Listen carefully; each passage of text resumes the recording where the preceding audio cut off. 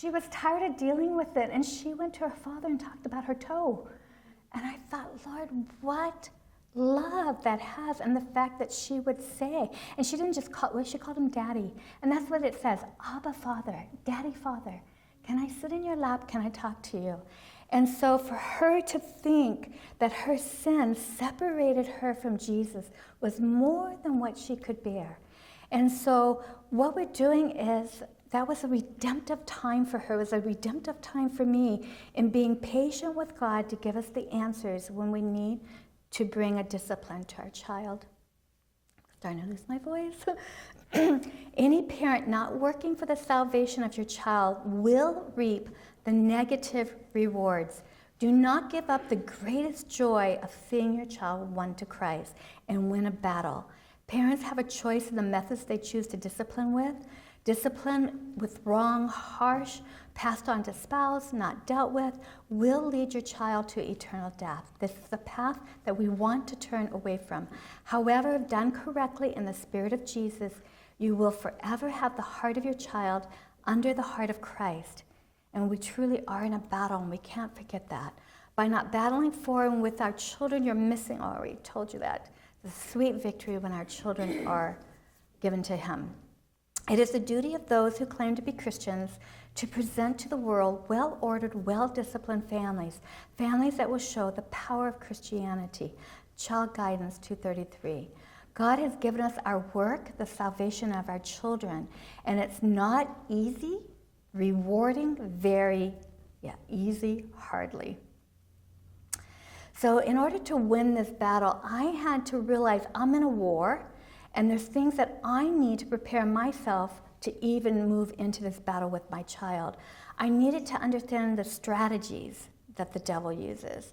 I need the artillery to fight it, the word, scriptures, prayer, singing. I needed to have those. I needed a preparation in my heart. And like I said, understanding how He's going to work. And so the Lord started showing me what those principles were. And that's our foundation, God's principles, which we looked a lot of those over this weekend. The other, again, like our standard and our consequences, the negative and positive rewards, and then how to use the rod of correction. So those who discipline, this whole discipline process is discipling your children so they reflect the character of Christ. For discipline to be successful, it has to have a godly foundation. This foundation prepares the hearts of our children so that we can teach them how to surrender their wills to Jesus. And this is basically a picture that we looked at yesterday. This is discipling. We didn't cover the environment in depth. Like I said, I have the Battle for the Heart you can find online that covers that, each one, how to really fortify our children physically, emotionally, and spiritually. But we did look at training children, educating youth, and that if we get that pyramid backwards and get it upside down, we will, promise you, see rebellion. So we want to make sure it's the other way. And then we have directing, educating, and developing. So we want to make sure those pieces are in there.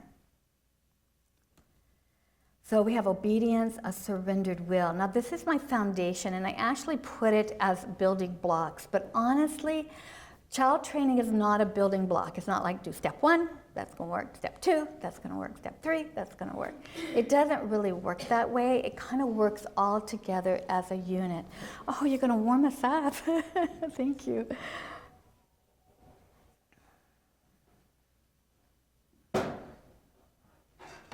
Thank you. So the next one is once we have our foundation and that's working, now we're going to build on that foundation. And we already looked at this, God's methods versus man's method and enlisting the will. So those are some of the tools that He has given us to work with our children. And the one that we're going to be looking at now is what we call the heart work. Parents always tell me this is the hard work. It's not just heart work, it's the hard work. And that is so true. And anyone that wants to take pictures of the slides, please feel free to do that. I just don't want you filming, but you can take pictures of the slides. And these will be in the handouts too, so that you do have the visual pictures. And the audios will be available for you afterwards too. So in this part, even though it's the hard work, this is the most enjoyable work too, because this is where you get to see your children surrender. And so I really like this. Some parents have the mindset that in order to ask my child to obey, the child must first agree that my view is reasonable and correct. That is wrong thinking. It doesn't matter whether your child thinks you're right or wrong. As long as you're right with Jesus, you're right, and your child just learns surrender. And that's what everything comes down to, is surrender. So we're going to look at this part and actually how to bring our child in using our standards and consequences. So instead of punishment, chastisement, we want to look at standards and consequences.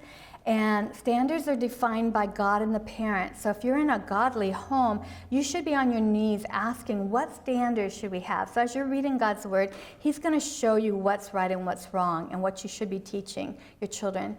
Then we always had consequences. Now the consequences are the effects defined by the parent and submissive children. And the reason I say submissive children is when our children became older, we felt like they should have a part in what is happening in the home. And so we would ask our children to be a part. So if we had a discipline that was going on and the children didn't feel like it was fair, they could come and talk to us and tell us what they thought. And usually my consequences was so less severe than their consequences for themselves.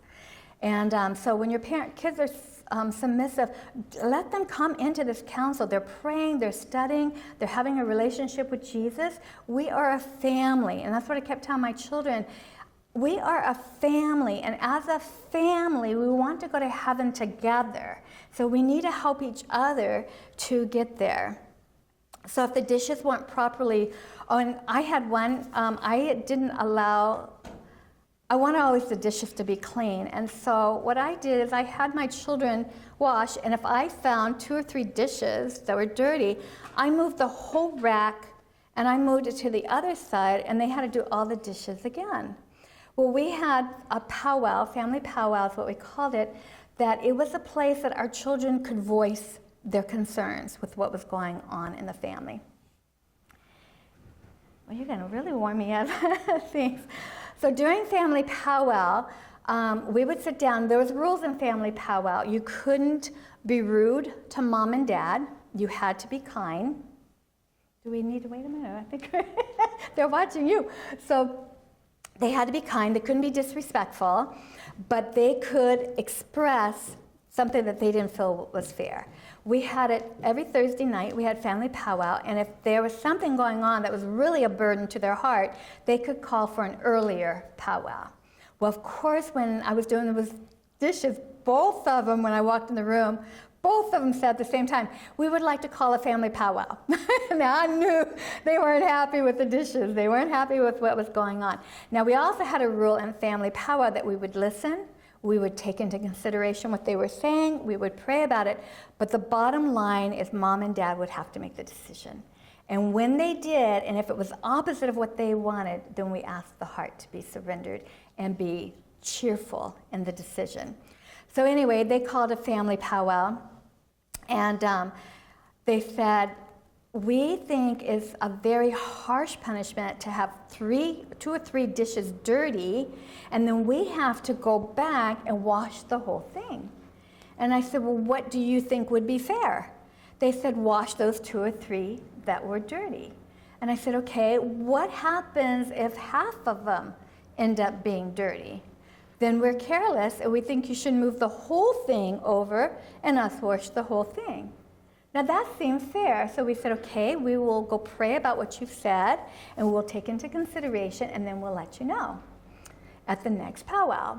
And so, or before, however it needed to be. So anyway, we talked about it, and we decided that they were fair and what they were asking, which I'm very grateful, because before I got glasses, I couldn't see this stuff dirty on the dishes, and the girls take one out. Mom, did you wash this?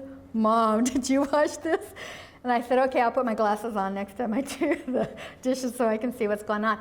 But that way, our children, like I said, had a voice in what was going on, and that was fair to them. Now, we always have negative and positive rewards. So whenever I'm training, I am going to always start with the positive rewards first, and then I will move to the negative. Now, also, when we were looking up our standards, we had some that were non-negotiable. Even though we had powwows, there were some that was non-negotiable. What time they went to bed, what time they got up, the devotions, our schedule in our family, that was non-negotiable, except emergencies, of course, would come up, but we were pretty good, rigid about having times that were set because we just felt like, well, we saw it when they weren't consistent in their schedules and times they got up, times that we ate. We saw a lot of irritability take place. I had one daughter that her blood sugar would drop and she would just be nasty. She just could not go without a food at a certain time. It wasn't good for her blood sugar. And so we just knew that there were certain things. So we had our non-negotiables, and our children knew that a non-negotiable was not up for discussion.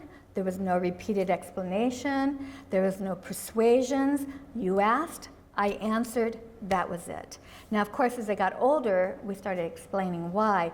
But even in our explanation, there was no discussion. There was no change on what we set up for the non-negotiables. So positive rewards are the effects of keeping the standard. Negative rewards are the effect of breaking the standards.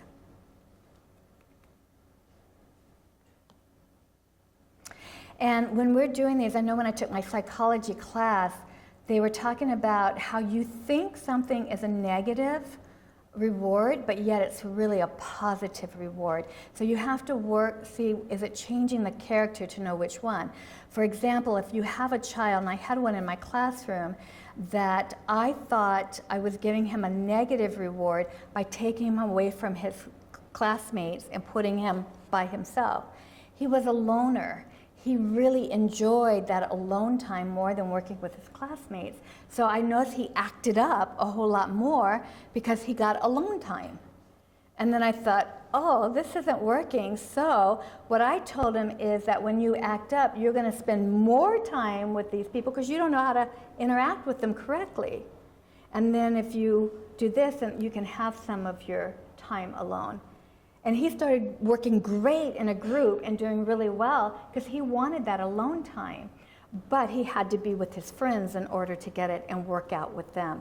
And so just because we put something in our minds that we think is a negative reward, it may really be a positive for the child. So we just have to make sure, do you see a change in the character? If not, you need to change what you think is positive and negative so you get the results that you want. So positive rewards, like I said, is keeping the standard. And this is some examples.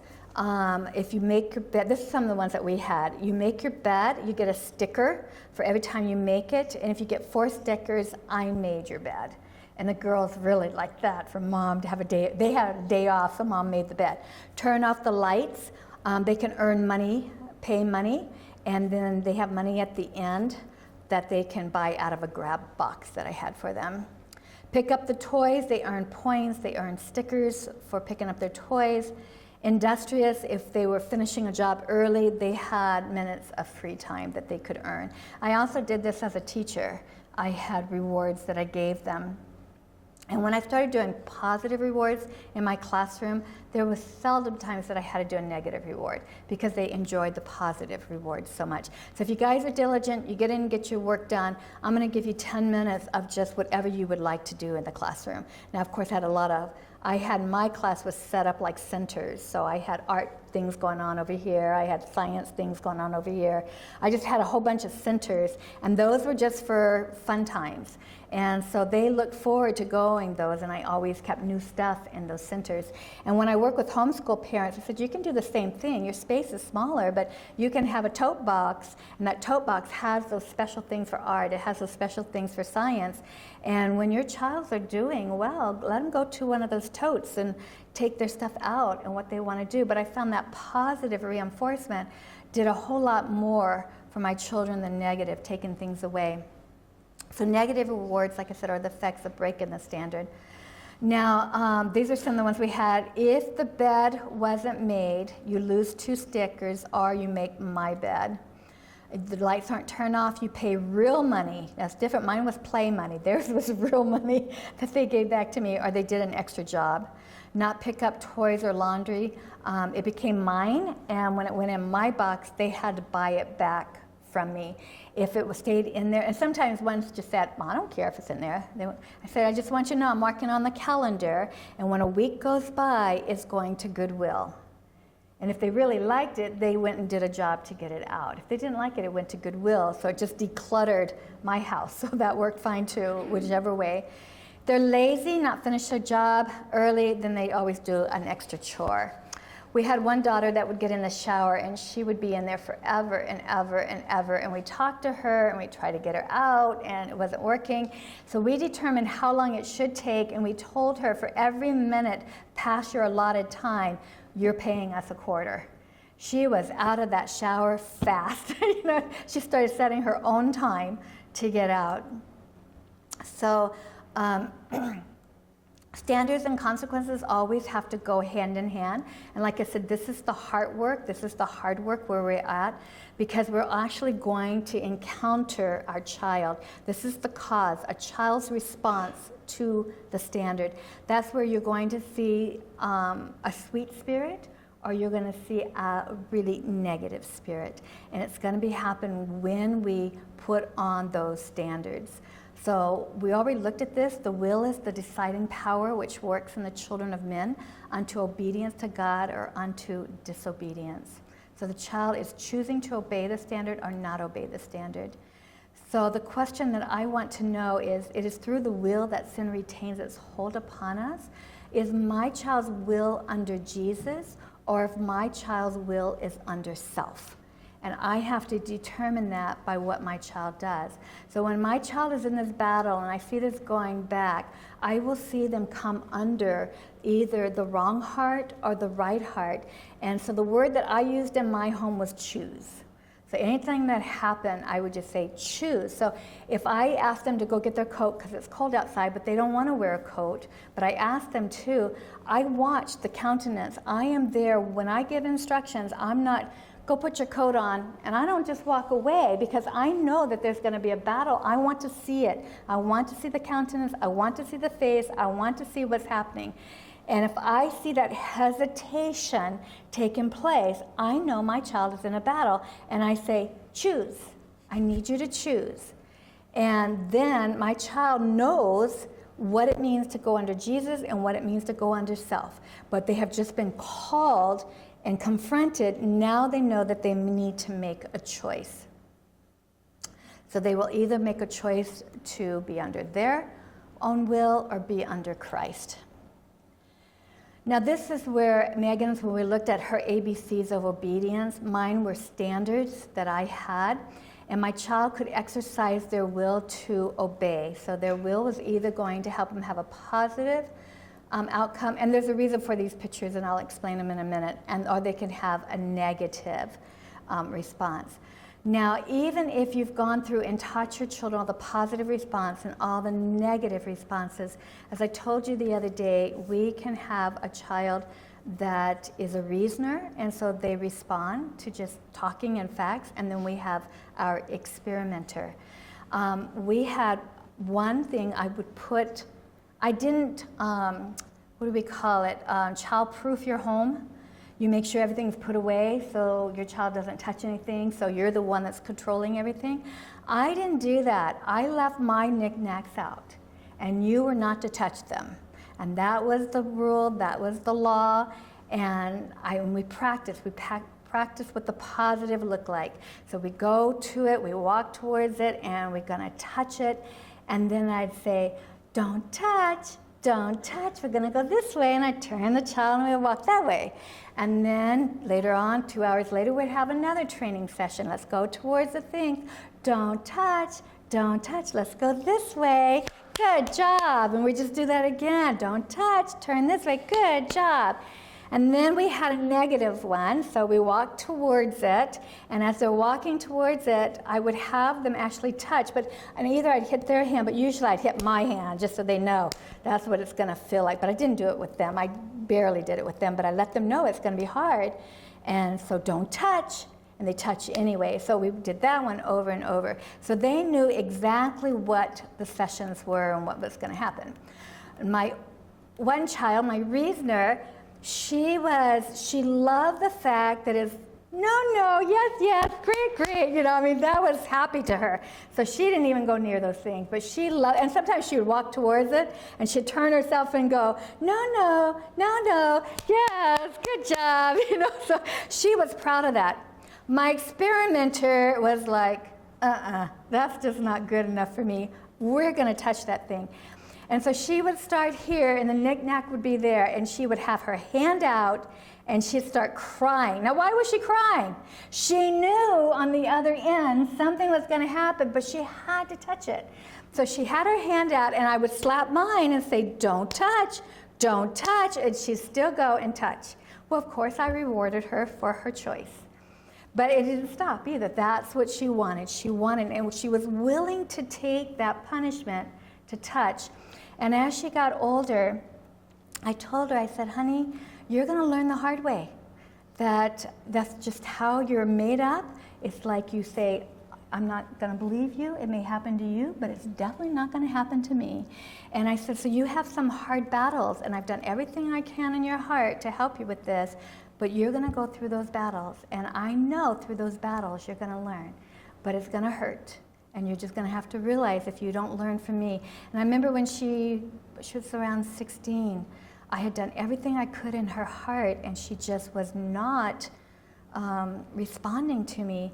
And so I went in and I said, I've trained you the best way I know how. I've taught you right and wrong. I've taught you how to surrender to Jesus. I helped you in your personal walk, but you have not accepted my authority in your life. And I don't know anymore what to do for you. And I walked out of the room. I got on my knees.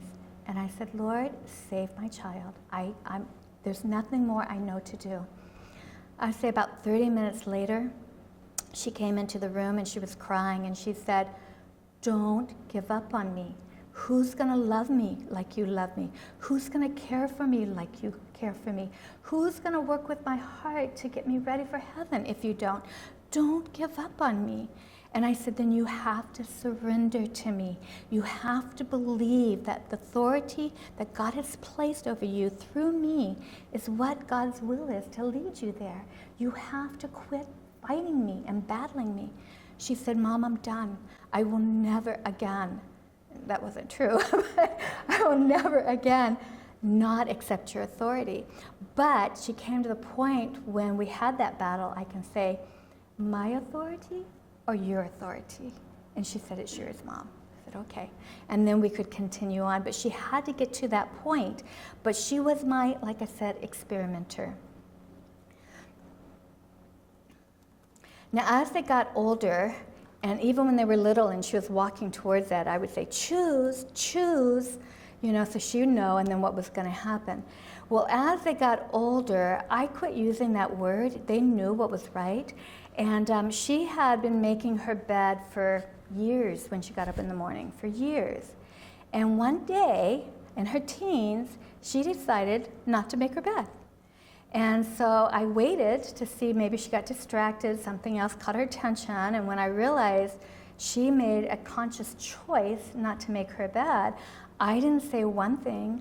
I went in, I folded all her covers, and at the bottom of her bed, I stripped it. I totally stripped it. And I folded everything and put it at the bottom of her bed. Well, she didn't notice until it was bedtime that her bed wasn't made. And so she went and kind of threw the covers on her, just enough so she wouldn't be cold through the night, but definitely didn't fix it. The next day, the same thing happened. She didn't make it, so again, I just went in, folded the covers, didn't say anything, put them at the end of her bed. And that night, she made it a little bit better. And then the third day, when I went in to see, the bed was made perfectly. And from then on, the bed was made. She preferred to have a bed made to go to bed than to have the covers at the end of her bed. So it worked really well for her. I remember when they were very little, I don't know if I told you the story. Hopefully I didn't. If I did, stop me. But Stacy decided she was 3, I think, 4, 3, 3, 2, the girls, and they're only 16 months apart, but she decided she didn't want to do housework anymore. And she came to me and she said, I don't want to work anymore. I don't want to fold the clothes. And all they did was washcloths and towels. It wasn't like a lot. They had to keep their room clean. And I tried to make cleaning very simple for them. When they were little, we just had a toy box. They just had to put in the toy box. As they got older, we taught them how to organize, and they were put in shelves. But I just made very simple what they needed to obey until they got older where they could do other things. But anyway, she came to me and she said, I don't want to make my bed. I don't want to put the toys away. I don't want, and she just started laying everything out she didn't want to do. And I said, okay. And then she looked at me and then she went to Autumn. She said, go tell Mommy all the things you don't want to do because I just did and I don't have to do them anymore. Mommy said no. And so Autumn came back, I don't want to fold my clothes either and I don't want to. And I said, okay. And then I said, well, girls, I want you to come with me. I want to show you something.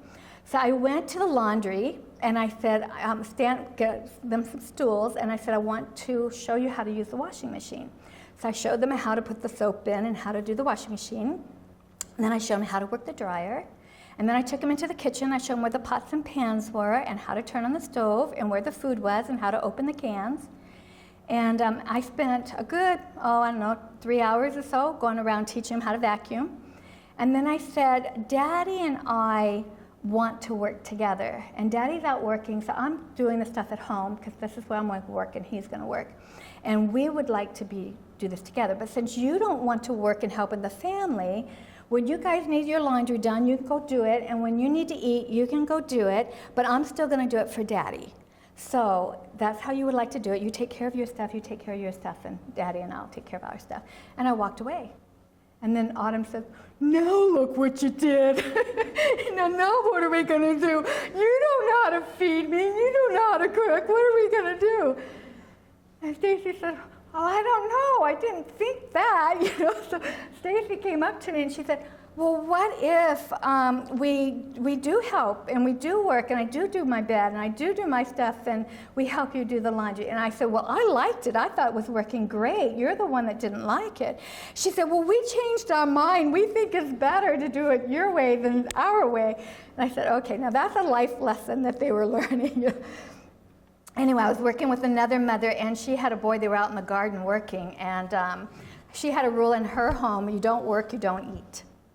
So they were out doing the garden, and the boy, he just finished breakfast, and he said, I don't want to do the garden. She said, that's fine. Just remember, at lunchtime, you don't work, you don't eat. So they sat down at lunchtime, and she put one plate out, and he says, well, where's my plate? And she said, you don't work, you don't eat. The garden's out there. Just let me know, and the food is going to be taken up at such and such time. He said, oh, okay. He still wasn't hungry. And then that night, when Dad came home, she put out 2 plates, and he came in and he said, well, where's my food? She said, you don't work, you don't eat. The garden's out there. He went out as fast as he could, got that garden done because he knew that food would only be on the table for a short amount of time. She didn't have to do anything else. It was a life experience for him, and it worked.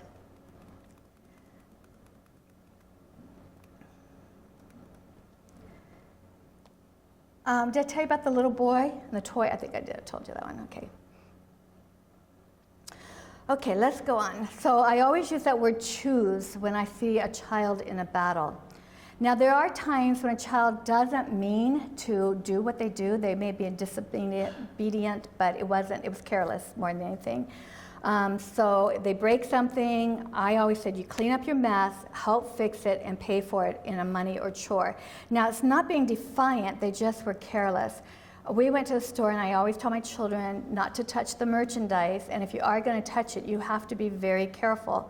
And she was looking at cards. I don't remember what we were buying one for, but the card itself, usually they open this way, but this card opened that way. It opened opposite of what it did, and so she was trying to force it open because she'd never seen a card open the other way.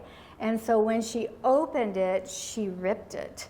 And so she brought it to me, and she said, I didn't mean to. And I said, no, I know it's an accident, but the fact is you still ripped it. You need to, I'm going to give you the money now so you can go pay the man, then when you get home you can pay me for it.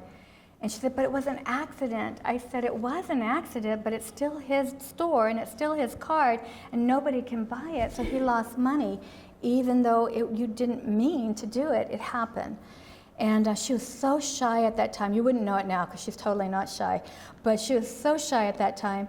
And she said, Mommy, please, would you go tell the man and give him the money? And I said, no.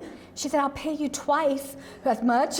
Would you please go tell him? I said, no, you broke it, you ripped it, you need to go tell him. She said, but it was an accident. I said, I know it was an accident, honey, but you still have to go make it right, even in your accidents. So she went up to him and she put the money down and she's in tears and she said, I am so sorry, I ripped your card, I didn't mean to. I thought it opened one way, but it opened the other way and I ripped it. And I said, you have to tell him too what you did. You can't just say, here's your money, you have to tell him. So she did, told him everything that had happened. And the man said, you know, I have a lot of cards every day ripped in my store. You are the first person that has brought the card to me and told me the card was ripped. I would like you to keep your money, and I want to just tell you how much I appreciate your honesty. So she went home and she said, well, that was a good lesson to learn. But anyway, the Lord blessed. Okay, now this one, I actually work with ADD kids, and this is a way that I would love to do a training seminar on how to use clay to get righteousness out of our children. ADD children have to see it. They don't do audio. You can talk to them till you're blue in your face. It's like it doesn't make sense. They have to see what's happening. And I have two of them here. We have a whole pyramid that we build in clay. When I do autism, I do the same thing. Autistic children never develop in their brain. So there's things that are missing in there. So we have to manually put them in. So we manually put in a concept, and then we go out in the real world, and they have to find that concept. When it's developed, we add the next step. And then when that's developed, we add a next step. We have 3 pyramids that we're building. One's their physical world, one is their emotional world, and one's their instinctual world to be who they are.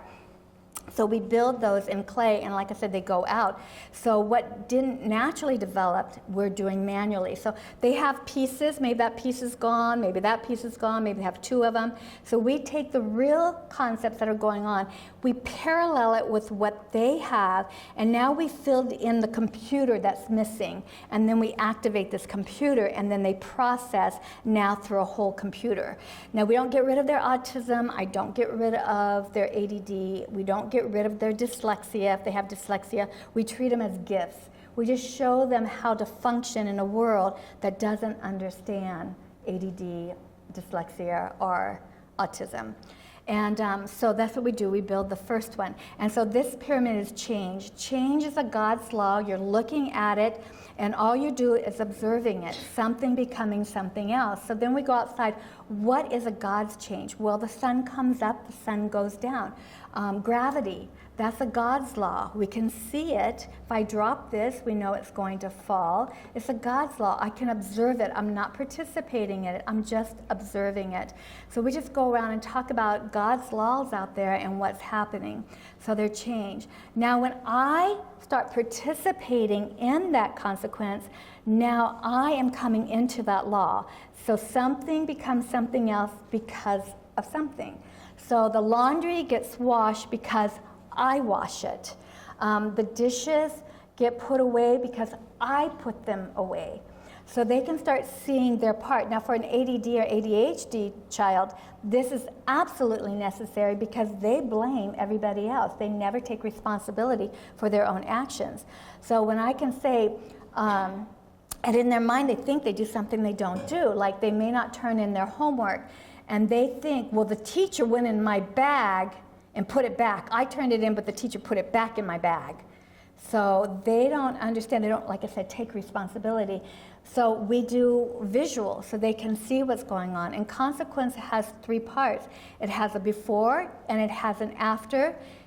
Cause, effect, before, and after. And those are all parts of the thing that we have to clay. And then they have to participate in. They have to see, observe a consequence. So he just pat her on the back, and or she smiled because he pat her on the back. So they're just watching, or they're watching me do the laundry. They're watching, or they are doing it themselves, and it's being done to them. So they have to participate from 3 different things. And I think this would be just great for ourselves, because when I had to walk through all these myself, I learned so much about who I was. And so I think it'd be great to teach parents how to do this just in discipline. But we also have what we have to orient our child, because their perception and reality are not the same. In an ADD child, they are moving constantly, but in their mind, they're sitting still. And if you hold them, they haven't been known to throw up on you, because now they're moving. But in reality, they're sitting still. But in their mind, now they're moving and they get sick. And so their perception is off from reality. So you have to give them what we call an orientation to give their perception. And I'm just going to show you, dyslexia is an easy way to catch it. This is a teacher that called me in. This is what we would call dysgraphia. And she called me in to look at this. And the first thing I asked, is the child dyslexic? How's the child doing his reading? Because usually they go hand in hand. And now his perception of what letters should look like this. Once he went through a program, his perception of what letters look like this. And this happened at the end of the week. I've had some kids, their penmanship changed the next day, just because their perception of what it is. So we end up filling in change, consequence, time management, sequencing events, and order and disorder. But the reason I'm sharing this is because I've had to use these concepts in child training. Now, I had a little boy that the school called me in. He was 5, and every day he took off his clothes. And so they called me in to see what I needed to do with this child. And so I first of all had him clay what he was doing before he took off his clothes. Then I had him clay what happened after he took out his clothes and he was in a timeout chair. And then I said, I need you to clay what was happening right before you went to timeout. And he had a clay model. He had all these pieces of clay. Down at the bottom, I said, what are those? Those red things. I said, well, what are those? He said, oh, those are my clothes. And I said, okay. And I said, well, my question is, do you like the timeout chair? Are you happy with that timeout chair? And he said, no, I want to go to reading time. And I said, okay, well then let's start with you again. Clay what it looks like to go to reading time. So he clayed the teacher and then all these little people. And then work, like I said, with modeling clay. And I said, now I need you to clay what needs to take place right before you go to reading time. And he had his clothes on. And then he goes, you mean if I keep my clothes on, I can go to reading time? And I said, yeah, you can. And he said, well, why didn't they tell me that? Now, this was February. He had been in school since September. Every day he took his clothes off. Do you think they told him? Every day they let him know, keep your clothes on, but he didn't keep his clothes on. But once he clayed it the next day, he ran to me. I went to school with him the next day. And he ran to me and he said, they let me go to reading time. They let me go to reading time. I said, no, they didn't let you go. You did something so you were able to go. What is it that you did so you could go? Keep my clothes on? Keep my clothes on? I can do that. I can keep my clothes on. I said, well, good. And you can go to reading time every day. This is an actual clay model of a child that I was working with. He was 16, that a year earlier, he had a friend, and this is him in the black, and he was discussing with his friend. And his friend, oh, I got one of these out of order. Anyway, so that was his friend. And the second one was his friend pushed him, and that third one is him pushing his friend, and the friend fell down and broke his arm. Now, his parents had tried to tell him that he was responsible for that broken arm. And that boy knew it was the friend's problem because that friend pushed him. And it's that friend pushing him that caused the broken arm. And so he never took responsibility for that action. So I did a dyslexic program for his sister. I did an ADD program for him. Anyway, so I had to ask him, are you happy with the boy on the ground? He said, well, I don't want him to break his arm. I said, that's not what I asked you. Are you happy with him being on the ground? He had to get to the point where he wasn't happy with him being on the ground because I couldn't change anything that was going on until he decided he didn't like that. He said, no, I don't want him being on the ground. I'd like him standing. I said, okay, so if you want him standing, we need to go back through each one of these and tell me if he's going to be standing. So we went back. This is A, B, C, and D. Okay, so we went back to A. I said, does that change? If you're right here talking, is he still standing? Yes, he's still standing. Can you see okay? So now we have him standing. So I started at the beginning. And then I said, okay, now here where the boy pushed you. The boy pushed you. Is the boy still standing? He said, yeah. I said, are you okay? Could you have changed that? Did that cause him to fall? He said, no, that didn't cause it. And I said, okay, so you okay with that? He said, well, I didn't like the fact that he was pushing me. And I said, okay, so let's go to the next one. So we went to the third step, and I said, you now pushed him. He stopped, and he started crying. And he said, I broke his arm. I thought he caused his arm to be broken, but I caused his arm to be broken. His mom was watching. She goes, I can't believe it. We've tried a year to show him that, and he could not, but when he clayed it, he could see that that's what was happening. He pushed him. And then I asked him, if you had known that it would have broken his arm, would you have done the same thing? And he said, no. I said, okay, so tell me, what is it that you could have done to keep him? Now, that little circle there is the tools that we give. We give a couple of tools called release, how to handle anger. Dials, turn your dial down.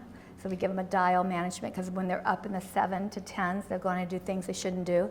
So we want them down around 4, 5, or 6. So he was talking about using his tools. And then he said, I needed to turn and walk away. And that's exactly what he needed to do. But it wasn't until he clayed it that he could actually see it. Okay, so this is the next one. This is and it's kind of hard to see because I had so many shadows on here.